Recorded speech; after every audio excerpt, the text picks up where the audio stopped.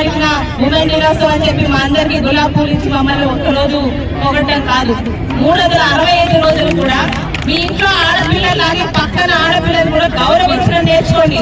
మీ ఇంట్లో ఆడవాళ్ళు కాదు, పక్కన ఆడపిల్ల మీద ఎవరైనా ఇబ్బంది పడుతున్నా తప్పుగా మాట్లాడుతున్నా ధైర్యంగా ప్రశ్నించలేని వాళ్ళకి కనీసం ఈ రోజు ఇలాంటి సంఘటనలో పాల్గొనే అర్హత లేదు కూడా అని చెప్తున్నాను.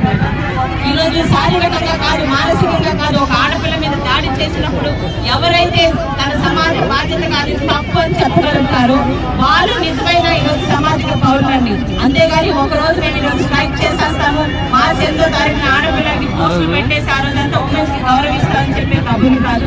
దయచేసి సమాజం మారాలి, చట్టాలు మారాలి. ప్రభుత్వం మీద ఒక రోజు కాదు, ప్రతి రోజు అందరం ప్రెషర్ పెట్టాలి.